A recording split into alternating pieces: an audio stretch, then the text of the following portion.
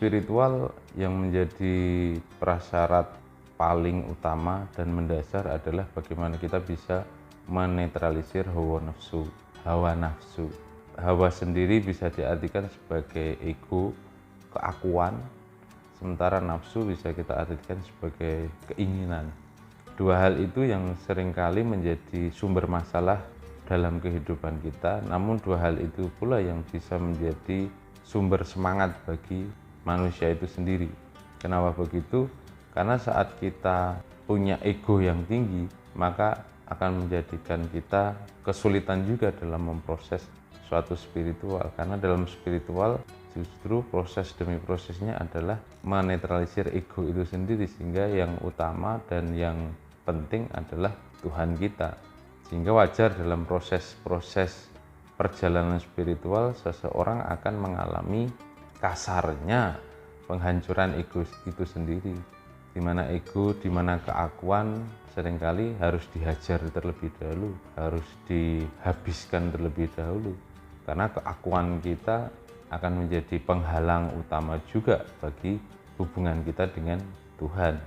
Sementara nafsu, keinginan, seringkali dia mengambil alih pikiran kita, sehingga semua gerak-gerik tindak tanduk kita disumberi oleh nafsu kita, oleh keinginan kita. Kalau sudah seperti itu, bahkan sampai pada taraf yang paling ekstrim, pikiran kita sudah diperbudak oleh nafsu kita, pikiran kita sudah diperbudak oleh keinginan kita, sehingga pada saat kita belum bisa menetralisir nafsu atau keinginan kita, maka segala yang kita perbuat seringkali akan bertentangan dengan yang diperintahkan, yang dianjurkan oleh Tuhan kita. Tuhan kita tidak pula menghendaki kita untuk menderita. Tuhan kita justru mengarahkan bagaimana supaya kita bisa mengelola ego, mengelola keinginan, mengelola hawa nafsu kita itu sendiri. Sehingga penting untuk bisa menetralisir hawa nafsu ini. Saat seseorang sudah bisa menetralisir hawa nafsunya, maka yang terjadi kemudian adalah seseorang akan menjadi lebih tenang, seseorang akan menjadi lebih damai, seseorang akan menjadi lebih waspada. Dengan begitu, semua yang terjadi di dalam diri orang tersebut sudah tidak lagi dikuasai oleh hawa nafsu itu sendiri. Sehingga yang terjadi dan sangat berkemungkinan terjadi adalah kemudian terhidayai, kemudian mendapatkan petunjuk, kemudian mendapatkan guide, kemudian mendapatkan inspirasi yang mana itu akan mengarahkan pula orang tersebut ke titian jalan untuk menuju lebih dekat, lebih karib, lebih akrab dengan Tuhan itu sendiri. Dunia spiritual sangat luas sekali, bahkan untuk masuk pada wilayah itu seseorang mesti berjibaku, mesti merelakan dirinya, egonya itu, hawanya di dalam dirinya itu, mau nggak mau, untuk menggantikannya dengan kebesaran Tuhan, menggantikannya dengan keakbaran Tuhan. Baru dari situ kemudian kita bisa lebih mengontrol nafsu kita, lebih bisa mengendalikan keinginan-keinginan kita. Bukan meniadakan, bukan menghilangkan nafsu kita, tapi kita mengendalikan dari nafsu dan keinginan kita. Yang namanya spiritual tentu saja spirit justru membuat kita makin semangat, makin punya daya hidup di dalam menjalani kehidupan. Justru dari dunia spiritual ini ketika kita masuki, kita akan lebih enjoy pula di dalam mengarungi kehidupan di dunia ini. Bukan malah meninggalkan, bukan malah menjauhkan.